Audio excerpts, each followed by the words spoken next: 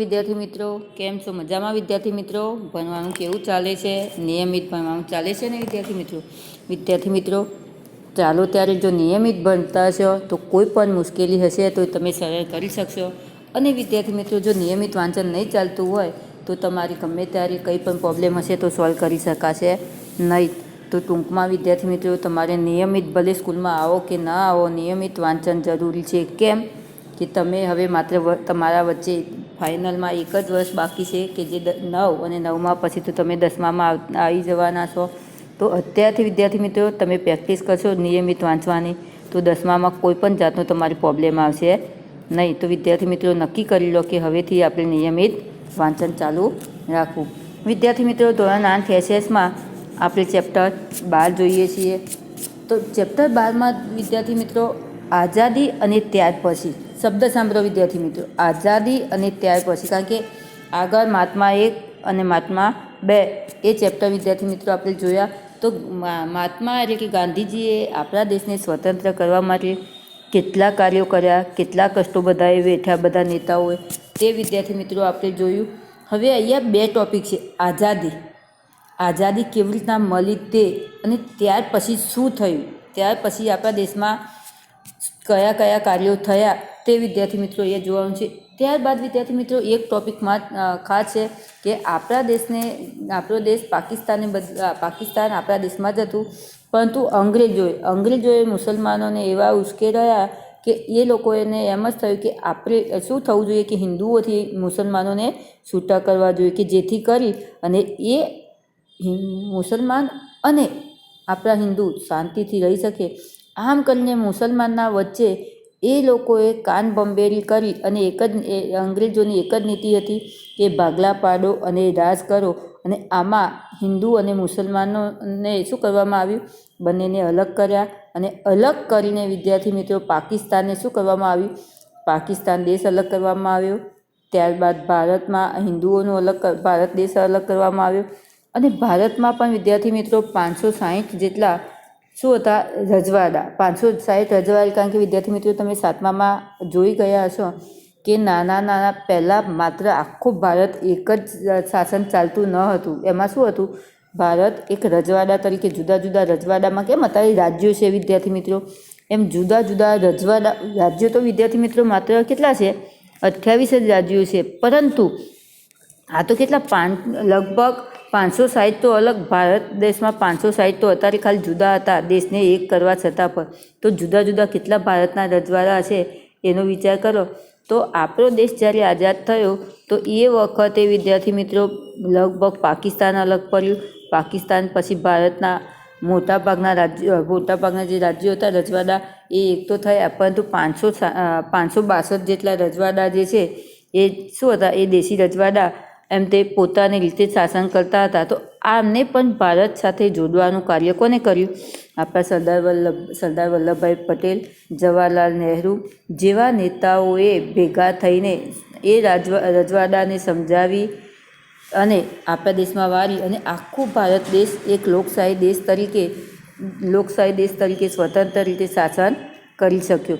તો વિદ્યાર્થી મિત્રો એ ટોપિક છે, અંગ્રેજોએ કેવી રીતના લોકોને કાન બંબેરી કરી, એ ટોપિક અહીંયા આપણે ચેપ્ટરમાં જોવાનો છે. ત્યારબાદ ગાંધીજીની હત્યા કેવી રીતના કરવામાં આવી તે, અને ત્યારબાદ વિદ્યાર્થી મિત્રો આપણા ભારતનું બંધારણ કઈ તારીખે કરવામાં આવ્યું, આપણા ભારતના સૌપ્રથમ મુખ્ય અધ્યક્ષ કોણ હતું, સૌપ્રથમ પ્રમુખ કોણ હતું, અને સૌપ્રથમ ગવર્નર જનરલ તરીકે કોણ હતું. એ ટોપિકો બધા વિદ્યાર્થી મિત્રો આપણે અહીંયા ચેપ્ટરમાં જોવાના છે. તો ચાલો વિદ્યાર્થી મિત્રો આપણે ચેપ્ટર શરૂ કરીએ. તો ખાસ વિદ્યાર્થી મિત્રો કે આપણો દેશ આઝાદ ક્યારે થયો, કારણ કે આપણા મુખ્ય 2 રાષ્ટ્રીય તહેવારો, આમ તો 3 કહેવાય છે વિદ્યાર્થી મિત્રો, પણ ત્રીજા તહેવારને આપણે ખાસ વધારે શું કરીએ છીએ, અમુકને તો ખબર જ નથી હોતી, માત્ર રજા જ ભોગવે છે. એટલે કે પહેલો 15મી ઓગસ્ટ, બીજો 26મી જાન્યુઆરી અને ત્રીજો ગાંધી જયંતિ 2 ઓક્ટોબર ગાંધી જયંતિ. પરંતુ વિદ્યાર્થી મિત્રો ગાંધી જયંતિના દિવસે ખાસ કશું મહત્ત્વ બતાવવામાં આવતું નથી. એટલે સ્કૂલોમાં રજા રાખવામાં આવે છે, જાહેર કચેરીઓમાં બધામાં રજા રાખવામાં આવે છે, પરંતુ એ તહેવાર ઉજવવા જેવો લાગતો નથી લોકોને. એટલે એ અમુક લોકોને તો વિદ્યાર્થી મિત્રો ખ્યાલ પણ નહીં હોય. હા, તમે લોકો તો વિદ્યાર્થી જીવન અવસ્થામાં છો એટલે તમને લોકોને ખ્યાલ આવી શકે, પરંતુ ઘરમાં તો અમુક લોકોને ખ્યાલ નહીં આવે કે શાની રજા હોય છે. એટલે મુખ્ય આપણા તહેવારો કેટલા આવે છે? 3 તહેવારો આવે છે: 15 ઓગસ્ટ, ગાંધી જયંતિ અને 26 જાન્યુઆરી. ખાસ વિદ્યાર્થી મિત્રો ફરીથી કે 15 ઓગસ્ટના દિવસે એટલે કે 15 ઓગસ્ટ 1947ના દિવસે આપણો દેશ સ્વતંત્ર થયો એટલે કે આઝાદ થયો. એ દિવસે અંગ્રેજોએ આપણને શું કર્યું? આપણા હતા ખરા, પરંતુ આપણને આપણો શું કર્યું? કારભાર આપ્યો. અને 26 જાન્યુઆરીના દિવસે શું કરવામાં આવ્યું? આપણે જે ટોટલી કારભાર હતો, નાણાં ખાતો, વહીવટ ખાતાથી માંડીને બધું, તો એ આપણે 26 જાન્યુઆરી 1950ના દિવસથી શરૂઆત કરવામાં આવી. આના રીતે એને ગણતંત્ર દિવસ તરીકે પણ ઓળખવામાં આવે છે. તો વિદ્યાર્થી મિત્રો, ચાલો હવે આપણે પાઠની શરૂઆત કરીએ. 15 ઓગસ્ટ 1947ના રોજ આપણો ભારત દેશ આઝાદ થયો. તેની સાથે એક દિવસ પહેલાં એટલે કે 14મી ઓગસ્ટ 1947ના રોજ ભારતમાંથી પાકિસ્તાન અલગ પડ્યું. વિદ્યાર્થી મિત્રો, જીકે માટે ખાસ હું તમને વારંવાર કહીશ કે જેટલા ટોપિકો હું તમને જીકેમાં કહું એ નોટમાં લખતા રહેજો, કે ભવિષ્યમાં પણ તમારી જે કામ લાગે તેવા છે. તેમ તે આપણો દેશ જે 15મી ઓગસ્ટના દિવસે આઝાદ થયો હતો, તો એ દિવસના એક દિવસ અગાઉ એટલે કે 15ના બદલે 14 તારીખે પાકિસ્તાનને શું કરવામાં આવ્યું હતું? ભારતથી અલગ પાડવામાં આવ્યું હતું. વિદ્યાર્થી મિત્રો, આપણા દેશને જ્યારે સ્વતંત્રતા મળી, કારણ કે મળી તો વહેલી ગઈ હતી, પણ જ્યારે બધો કારભાર 15મી ઓગસ્ટના દિવસે આપવામાં આવ્યો હતો, તો એના પહેલાં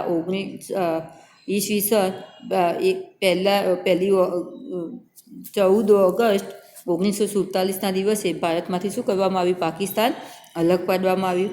આમ આઝાદીની ખુશી તો દેશવાસીઓને મળી, પણ સાથે કેટલીક સમસ્યાઓ પણ ભારત સામે ઊભી થઈ ગઈ હતી. જો આઝાદી તો મળી, અંગ્રેજોની જે ગુલામી હતી, તો ગુલામીમાંથી આપણને સ્વતંત્રતા મળી, પરંતુ એની સાથે કેટલીક સમસ્યાઓ હતી. તો જોઈએ વિદ્યાર્થી મિત્રો, અખંડ હિન્દુસ્તાનના 2 ભાગ થતાં લગભગ 80 લાખ શરણાર્થીઓ પાકિસ્તાનથી ભારત આવી રહ્યા હતા. એમ તે શું હતું વિદ્યાર્થી મિત્રો? આમાં પાકિસ્તાન કેવી રીતના કે પાકિસ્તાનનો જે ભાગ હતો, તો એ પાકિસ્તાનના ભાગમાં એ એરિયામાં વધારે પડતા મુસલમાનો રહેતા હતા. એટલે મુસલમાનોએ પોતાનું પાકિસ્તાન એ બાજુથી અલગ પાડવાનું નક્કી કર્યું. પરંતુ પાકિસ્તાનમાં જે બીજી વસ્તી આપણી રહેતી હતી, હિન્દુઓ જે રહેતા હતા, તો આ હિન્દુઓને શું કરવામાં આવ્યું? લગભગ 80 લાખ શરણાર્થીઓ પાકિસ્તાનથી ભારત આવી રહ્યા હતા. ભાગ પાડ્યો પાકિસ્તાન અને ભારત ભાગ પાડ્યો, સમજો ખાસ વિદ્યાર્થી મિત્રો. પરંતુ પાકિસ્તાનમાં આપણા હિન્દુઓ 80 લાખ જેટલા હિન્દુઓ રહેતા હતા, તો એ લોકો મુસલમાનો સાથે રહેવા શું હતા? એ પોતે મંજૂર ન હતા. તો આના કારણે 80 લાખ જે હિન્દુસ્તાની હતા, તો હિન્દુસ્તાનને શું કરવામાં આવ્યા? શરણાર્થીઓને ત્યાં આપણા ભારતમાં શું કરવામાં આવ્યા? ફરીથી એમ તે લેવામાં આવ્યા, એટલે કે ફરીથી પુનર્વસવાટ એનો કરવામાં આવ્યો. આ શરણાર્થીઓને પુનર્વસવાટ એક વિકટ સમસ્યા હતી. તે સમયે ભારતમાં 562 જેટલા દેશી રજવાડા હતા. તેને ભારત સંઘ સાથે જોડવા અને રાષ્ટ્રનું નિર્માણ કરવું તે બીજી મોટી વિકટ સમસ્યા હતી. વિદ્યાર્થી મિત્રો, ખાસ તમને એક ટોપિક કહું કે પરીક્ષામાં તમારે પ્રશ્નમાં આવે કે આઝાદી પછી 3 વિકટ સમસ્યાઓ કઈ હતી? ખાસ વિદ્યાર્થી મિત્રો, પરીક્ષા માટે આઝાદી પછી 3 વિકટ સમસ્યાઓ કઈ હતી? તો પહેલી સમસ્યા કે પાકિસ્તાનથી ભારત આવેલા 80 લાખ શરણાર્થીઓને પુનર્વસવાટ. એમ તે 80 લાખ જેટલા હિન્દુસ્તાનીઓ જે હતા, તો એ હિન્દુસ્તાનીઓ પાકિસ્તાનથી ભારત આવ્યા, તો એમને શું કર્યા? શરણાર્થીઓને પુનર્વસવાટ માટે ભારતમાં એમ તે મંજૂરી આપવામાં આવી. બીજું કે ભારતમાં 562 જેટલા જે દેશી રજવાડા હતા, તો આ દેશી રજવાડાને ભારતના સંઘ સાથે જોડવા અને રાષ્ટ્રનું નિર્માણ કર્યું. એટલે કે પાકિસ્તાન તો વિદ્યાર્થી મિત્રો અલગ થઈ ગયું, પરંતુ પાકિસ્તાનની સાથે સાથે આપણા ભારતમાં 562 જેટલા જે દેશી રજવાડા હતા, તો એ રજવાડા પોતાની રીતે શાસન કરતા હતા.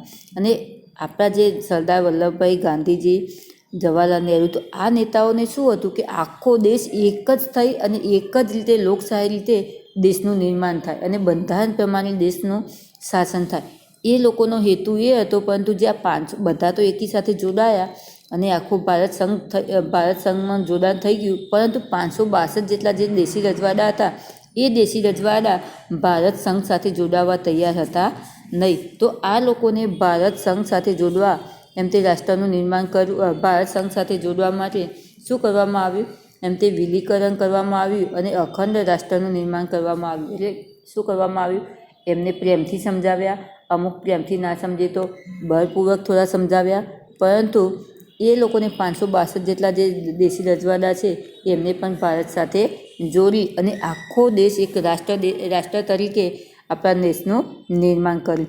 અને ત્રીજો ટોપિક એ સ્વતંત્ર ભારત માટે નવી રાજકીય વ્યવસ્થા ગોઠવવાની. સ્વતંત્ર ભારત માટે નવી રાજકીય વ્યવસ્થા એટલે કે આપણે સ્વતંત્ર થયા તો આપણી રીતે શું કરવામાં આવે. એક તો સ્વતંત્ર થયા, પહેલું પાકિસ્તાન અલગ થઈ ગયું, દેશી રજવાડા આપણામાં જોડ્યા અને આપણો દેશ આઝાદ થયો. તો આપણા દેશ આઝાદ થયા પછી આપણી રીતે સ્વતંત્ર રીતે એક રાષ્ટ્ર સાથે એમ તે દેશનું નિર્માણ ગોઠવાય અને શાસન ચાલે એની ગોઠવણી કરવી. એવી ત્રણ સમસ્યાઓ હતી ને આ 3 સમસ્યાઓ આ લોકોએ હલ કરી. કેવી રીતના કરી, તો જો વિદ્યાર્થી મિત્રો, ભારતના ભાગલા શા માટે થયા, ભાગલા બાદ કેવી વિકટ સમસ્યાઓ ઊભી થઈ, આ સમગ્ર ઘટનાક્રમ કેવો હતો, તમામ મુદ્દાઓની હવે આપણે આ પ્રકરણમાં વાત કરીએ. એમ કે ભારત અને પાકિસ્તાનના ભાગલા કેમ પાડવામાં આવ્યા, ભાગલા માટે કેવી વિકટ સમસ્યાઓ હતી અને આ સમગ્ર ઘટનાક્રમ કેવો હતો. એમ તે આ ઘટનાક્રમ એટલે શું કહેવામાં આવે કે વિદ્યાર્થી મિત્રો, આપણો ભારત પાકિસ્તાનના ભાગલા કયા સંજોગોમાં પાડવામાં આવ્યા છે અને એ વખતે સમસ્યા કેવી હતી. તો આ બધું એમ તે એક વિકટ સમસ્યા જેવું હોય છે.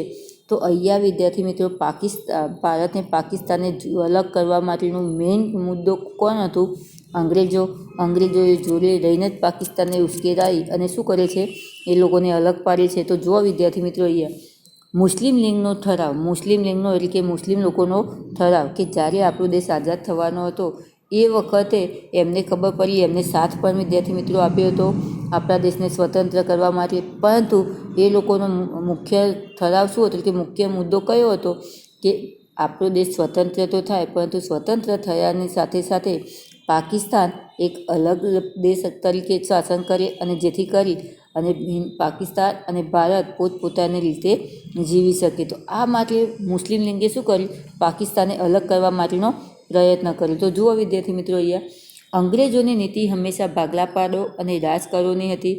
આથી તેઓ હંમેશા એવું ઠસાવતા હતા કે હિન્દુઓ અને મુસલમાન અલગ હિત ધરાવે. જો અંગ્રેજોની નીતિ શું હતું, કારણ કે વિદ્યાર્થી મિત્રો અગાઉના ચેપ્ટરોમાં પણ આપણે જોઈ ગયા કે અંગ્રેજોની નીતિ કેવી હતી, ભાગલા પાડો ને રાજ કરો. કારણ કે ભાગલા પડે તો એમને એમ થાય, કારણ કે વિદ્યાર્થી મિત્રો તમે 2 મિત્રો હોય, એક ઉદાહરણ આપે કે 2 મિત્રો હોય તો 2 મિત્રો જોડે રહીને કામ કરતા હોય તો તમે સફળતાથી શાંતિથી કરી શકો. પરંતુ 2 મિત્રોને જો ત્રીજો વ્યક્તિ ઝઘડાવવામાં આવે તો તમે શાંતિથી એકબીજાને ન આવડતું હોય તો સોલ્યુશન કરીને જે ભણી શકો છો, એના બદલે તમારા વચ્ચે કોઈ ઝઘડો કરાવનાર હોય તો આના કારણે ન તમે ભણી શકો કે ન તમારો મિત્ર ભણી શકે અને ત્રીજો શાંતિથી જોઈ શકે. તો અંગ્રેજોની નીતિ પણ વિદ્યાર્થી મિત્રો આવી જ હતી કે ભાગલા પાડો અને રાજ કરો, અને આના કારણે એમ તે હિન્દુ અને મુસલમાનોને અલગ રીતે અલગ હિત ધરાવે.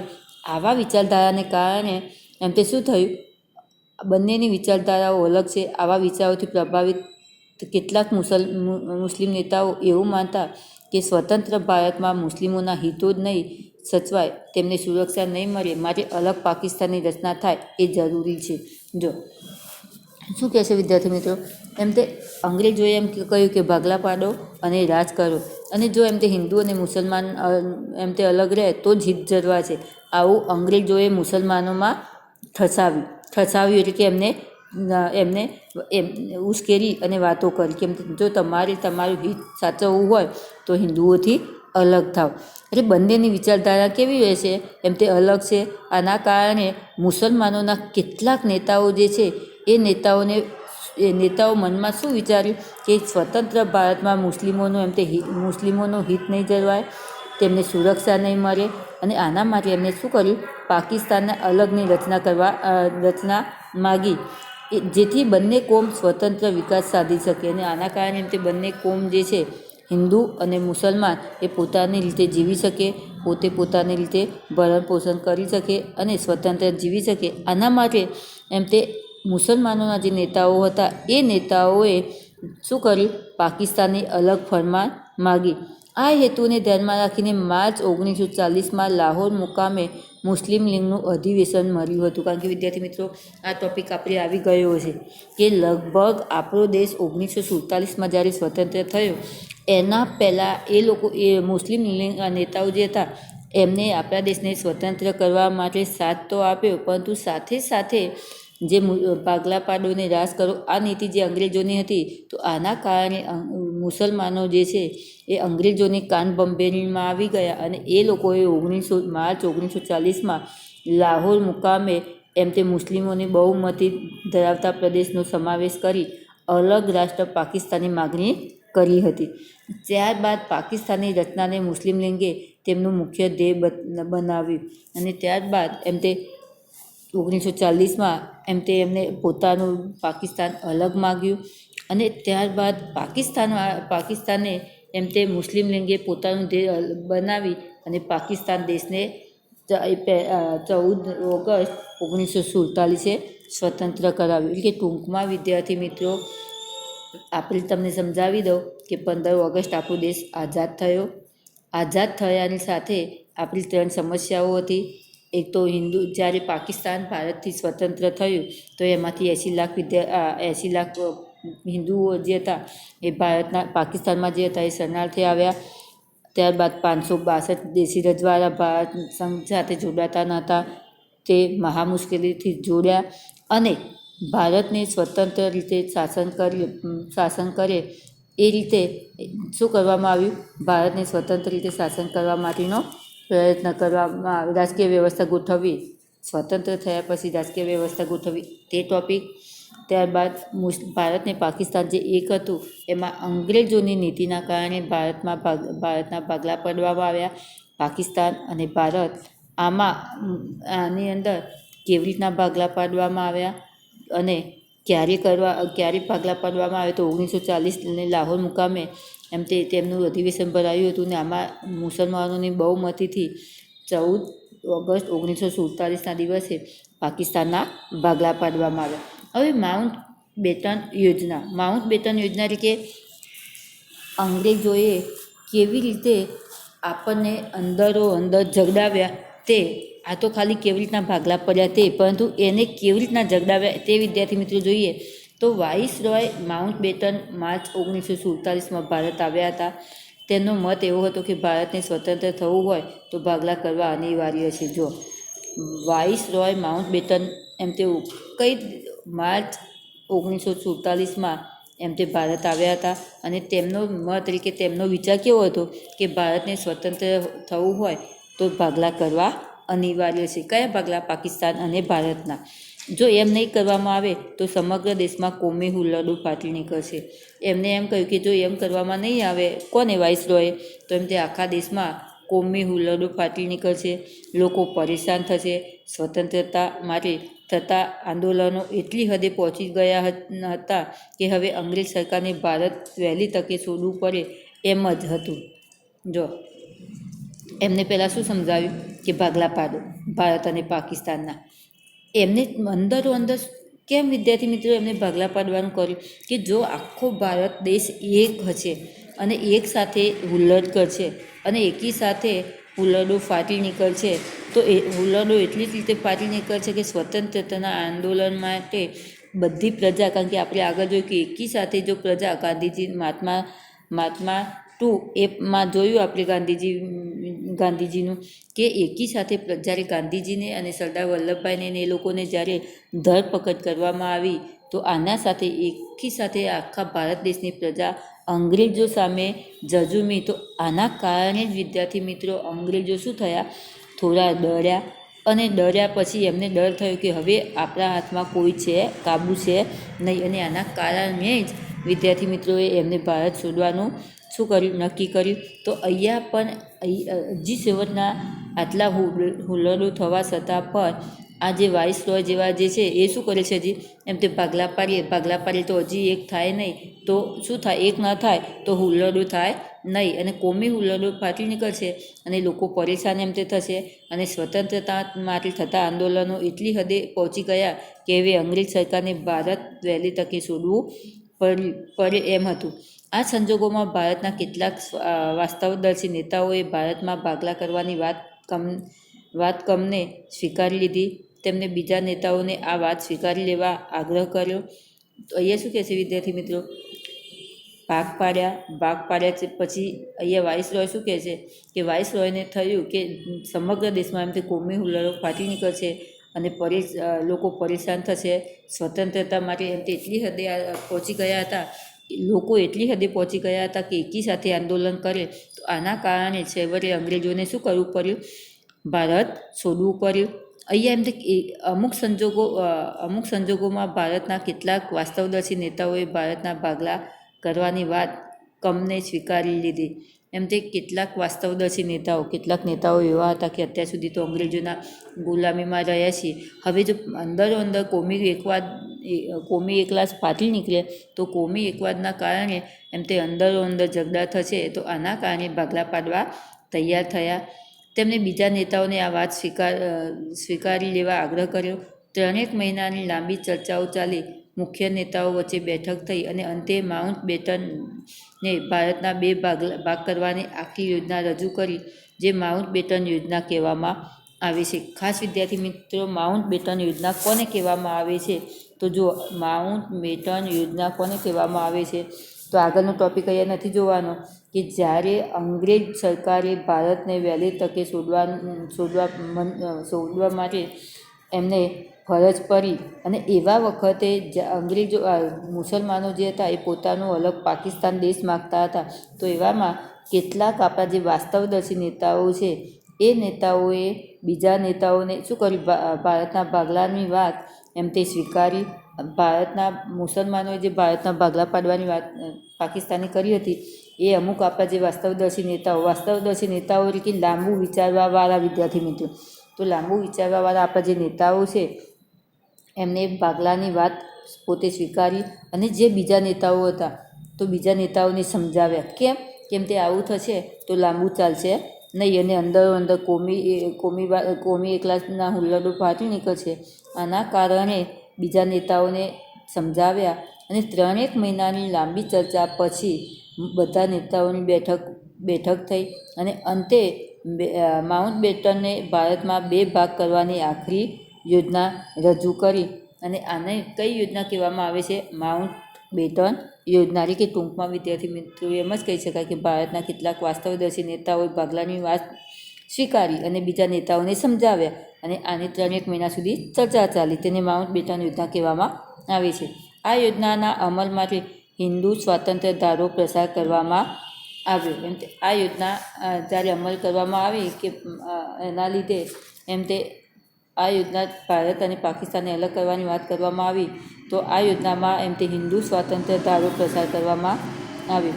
વિદ્યાર્થી મિત્રો, તો અહીંયા આપણે ભારત અને પાકિસ્તાન અલગ કેવી રીતના થયું, ભારતના 3 સમસ્યાઓ કઈ હતી તે જોયું. હવે પછી હિન્દુ સ્વાતંત્ર્ય ધારો 1947 તે આવતા લેક્ચરમાં જોઈશું. ધન્યવાદ.